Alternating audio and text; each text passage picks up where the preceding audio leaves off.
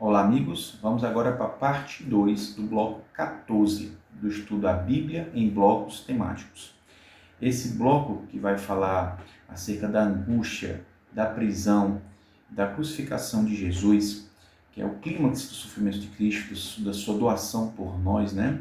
Nessa parte 2, nós vamos falar sobre agora o momento da prisão de Cristo, né? O interrogatório que Cristo sofreu e a sua condenação à cruz. Na parte 1, nós já falamos da angústia de Cristo em Getsemane. Já discutimos principalmente, falamos um pouco de Isaías 53, com as profecias do sofrimento do servo sofredor de Jesus, e Mateus 26, 36 a 46. Nessa parte 2, nós vamos falar de João, capítulo 18, e João 19, 1 a 7.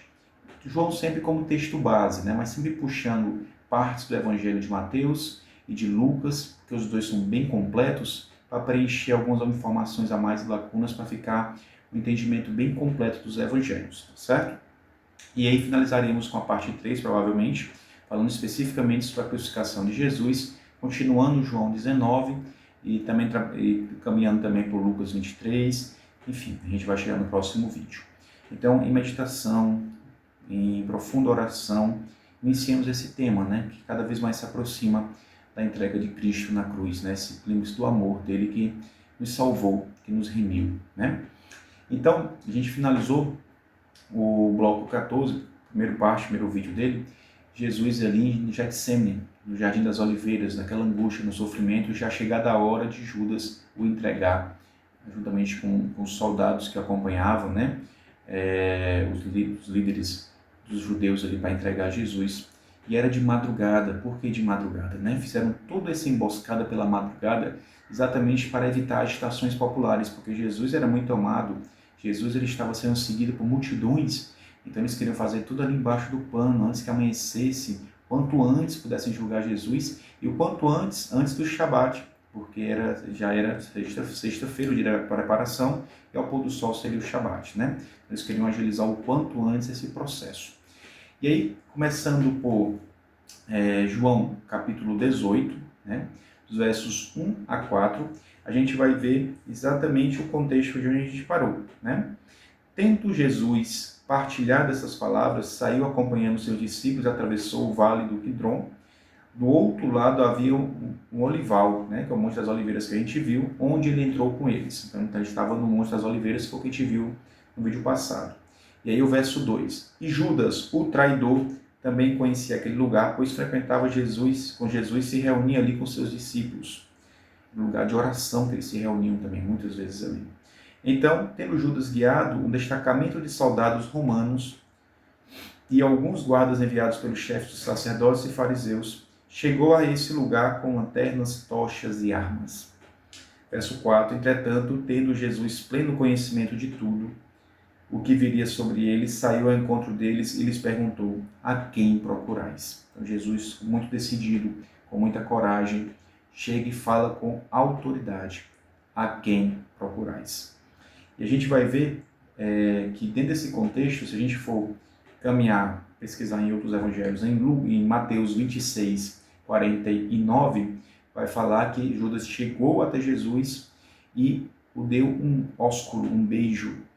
E esse beijo, ele identificaria quem era Cristo. Ele falou, quem aquele eu beijar seria aquele que eu quero entregar, né? E aí, em Lucas 22, 48, Jesus fala assim para Judas, né? Com um beijo você entrega o Filho do Homem, né? Ele questiona isso a Judas, né? E aí, dos versos 5 a 8, eu quero ler com vocês e destacar um ponto bem interessante. Versos 5 a 8, responderam a Jesus de Nazaré, a quem procuramos. Ao que lhes respondeu Jesus: eu sou Jesus. E Judas, aquele que o traiu, estava com eles. Assim que Jesus lhes disse: eu sou Jesus, eles recuaram atônitos e caíram no chão. Algo sobrenatural aconteceu. Aquela autoridade de Cristo falando: eu sou Jesus. Eles caíram em chão prostrados. Eu sou. Lembram disso? O próprio Deus se define toda a Bíblia no Primeiro Testamento como aquele que eu sou. E o próprio Jesus falou: eu sou quem sou. O próprio Jesus também se remeteu porque ele é Deus também.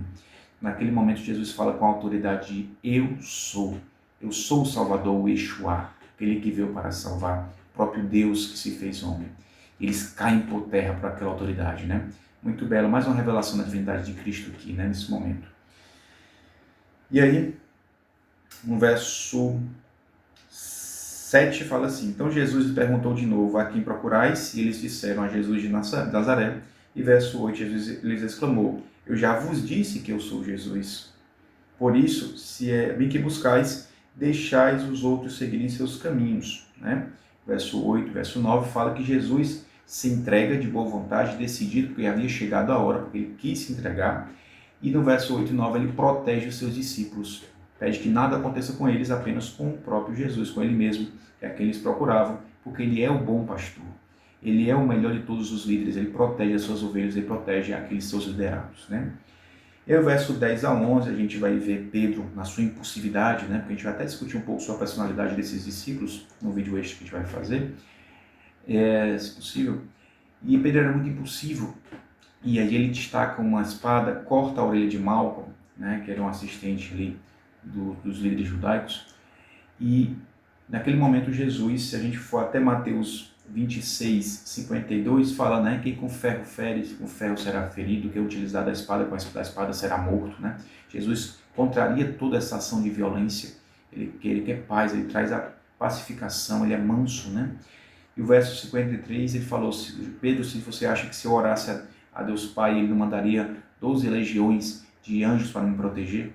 Né? Ele fala isso no verso 53 de Mateus 26, né? Então não é isso, eu estou me entregando porque eu quero, né? E em Lucas 22, 51, Lucas como médico, destaca, né, que Jesus vai lá e cura Malco, né? Ele restaura a orelha de Malco que havia sido ferida, né?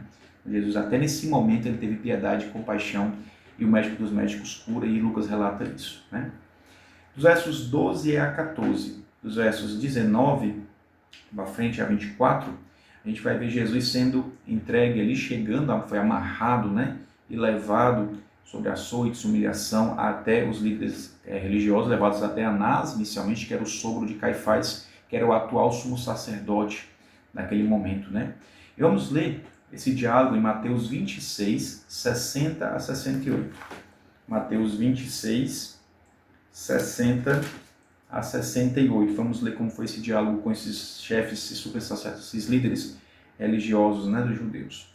60 a 68. Todavia, nada encontraram, apesar de terem apresentado vários depoimentos inverídicos. Ao final, entretanto, compareceram duas testemunhas que alegaram.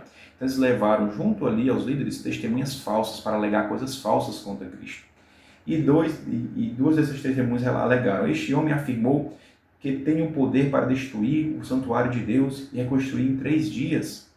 Então o sumo sacerdote levantou-se e interrogou a Jesus: não tens o que responder a estes que depõem contra ti? Mas Jesus manteve-se em silêncio diante do que o sumo sacerdote lhe intimidou. Eu te coloco sob juramento diante de Deus vivo e exijo que nos digas se tu és Cristo, o Filho de Deus. Ele se manteve em silêncio inicialmente, depois o sacerdote pergunta: tu és filho de Deus? Tu és Cristo? E Jesus fala no verso 64: tu mesmo o declaraste, tu dizes, né? Afirmou-lhe Jesus: contudo eu revelo a todos vós, chegará o dia em que vereis o Filho do Homem assentado à direita do Todo-Poderoso, vindo sobre as nuvens do céu. Eles não compreenderam Jesus, o servo sofredor que havia vindo a primeira vez, humilde, mas Jesus revela que um dia eles verão, nem que estejam mortos, serão ressuscitados para ver, quando a gente vê Apocalipse, para poder ver Jesus em grande glória retornando agora como Jesus glorioso. Que era esse Jesus que eles não compreenderam, né? Verso 65, diante disso, o sumo sacerdote rasgou suas vestes, falou blasfêmia. E aí, que vos parece, né? Esse é culpado e merecedor de morte, né? Verso 67, neste momento, alguns cuspiram em seu rosto, esmurravam, enquanto davam tapas e vociferavam: profetiza, pois, quem é que te bateu? A gente vai falar sobre isso também. E aí, Jesus é humilhado e elevado aí pelos líderes religiosos para até Pilatos, para ser julgado de fato, né?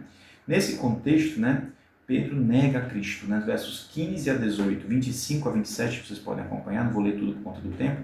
Pedro realmente nega a Cristo, como havia Jesus profetizado. Por 3 vezes ele nega a Cristo. E no verso 17, eu quero destacar só esse verso 17 de João 18, Pedro, quando questionado se ele era aquele que seguiu Jesus, ele fala no verso 17, Pedro respondeu: eu não sou. É o contraponto do que Jesus falou, eu sou. Jesus assume que é o próprio Deus, e ele tem certeza, ele é firme no que falou. Pedro já fraqueja, nega e fala, eu não sou. Totalmente contraponto de Deus e a humanidade, né? E aí, o galo canta quando Pedro nega Jesus. Esse galo não era provavelmente o animal que nós conhecemos. O galo seria um instrumento de sopro que os soldados romanos tocavam em horários específicos para a troca de turnos entre os soldados, tá certo? Mas enfim. E aí, Pedro teve, se a gente for Mateus 26, 75, Pedro chora e se arrepende profundamente. Porém, Pedro errou, mas se arrependeu e voltou a Cristo. Diferentemente de Judas, que errou, até se arrependeu, mas a decisão dele não foi de voltar a Cristo, mas de tirar a própria vida e não buscar a salvação. Então, quando nós errarmos, nós vamos errar sempre, voltemos a Cristo, porque Ele vai nos perdoar, independente de qualquer coisa, basta ter o coração aberto. Judas fechou seu coração para a ação do Espírito Santo, ele pecou então contra o Espírito Santo, ele negou a Cristo. Então, os dois erraram, mas um voltou e o outro não voltou para a casa de Deus, para o Espírito Santo. E Judas teve um final bem difícil também relatado, se a gente for a Mateus 27, 3 a 5 e 9 e 10, vai falar que aquele que seria o mais capacitado, mais estudioso talvez, um dos mais estudiosos e capacitados dentro dos discípulos de Jesus, teve o pior fim, né? E ele realmente veio a se suicidar numa região que foi devolver as moedas para os líderes religiosos. Esses líderes compraram um terreno, o Vale do Oleiro, e talvez alguns até entendem que seria o próprio Guiena, enfim, mas não vou entrar nessa discussão, e lá ele acabou tirando a sua própria vida, certo? Versos 28 a 38, Jesus está frente a Pilatos, e Pilatos era o representante romano ali que governava a região. O imperador era Tibério César em toda Roma, o representante romano era ali Pilatos, e Herodes, representante do rei dos judeus, certo? Então nós temos essas lideranças no tempo que Israel estava sob o poder de Pilatos, sob o poder de Roma, né? Então eles levam até Pilatos para que Pilatos pudesse julgar a morte, porque Roma não permitia que os judeus, mesmo por questões religiosas, declarassem morte a alguém, tinha que passar pelo poder romano nesse aspecto. E dos versos 36 a 38, Jesus está de frente a Pilatos, Jesus fala assim para Pilatos, ao que ele afirmou Jesus, meu reino não é deste mundo. Se fosse, os meus servos lutariam para impedir que os judeus me prendessem, mas agora meu reino não é daqui. Contudo, Pilatos não inquiriu, então tu és rei? Ao que lhe respondeu Jesus, tu dizes acertadamente que eu sou o rei. Por esta causa eu nasci e vim a esse mundo, para testemunhar da verdade. Todos os que pertencem à verdade ouvem a minha voz. Então Pilatos questionou a Jesus, o que é a verdade, né? Então Jesus fala esse diálogo muito bonito a Pilatos, né? E Mateus 27, 19, fala que a mulher de Pilatos avisa para ele não mexer com Jesus, porque havia sido revelado para ela que ele era alguém de Deus, santo, que não poderia ser mexido, né? Mesmo assim, Pilatos seguiu por pressão política, né? E aí em Lucas 23, 6 a 11, Pilatos tentando se sair, manda Jesus para Herodes, que era o rei dos israelitas ali de Galileia, para poder ver se ele resolvia a situação, mas Herodes queria era fazer, ele vivia em várias situações de orgias, de mundanismo, paganismo. Ele quis zombar de Cristo, queria fazer um espetáculo com Cristo, Cristo não deu atenção a ele. Em Lucas 23, 6 a 11, vocês podem ver isso, ele manda retornar Jesus para Pilatos, né? E nesse retorno de Jesus para Pilatos, nós vemos que Pilatos, mais uma vez, em virtude da festa da Páscoa, se soltava um preso político, ele tenta soltar Barrabás. Mas, para escolher entre Barrabás e Jesus, com a tentativa talvez de Jesus ser solto, né? Mas, enfim, Barrabás um homicida, Barrabás um agirador político, e todo aquele povo sobre a pressão dos judeus ali, já dentro de madrugada. Alguns que participaram da própria acolhimento de Jesus nos ramos, né, festa de ramos, foram também uns que condenaram Jesus. Então, a voz de Deus não é a voz do povo. Aquele povo todo se moveu contra Cristo agora que estavam ali reunidos, né, e pediram que Jesus fosse crucificado e mandaram soltar Barrabás. Quantas vezes nós também negamos a Cristo? Escolhemos outras coisas do mundo, outros ídolos, outras pessoas do mundo, até pessoas de má índole em frente, e não escolhemos a Cristo, né? Quantas vezes nós negamos a Cristo? Pessoal, vou encerrar o vídeo nessa parte porque é muito profundo para continuar num vídeo só. A gente vai ter que fazer outra parte, talvez 4 partes nesse bloco 14, tá bom? Então a gente inicia a partir de João 19 no próximo vídeo. Um abraço a todos, Deus abençoe.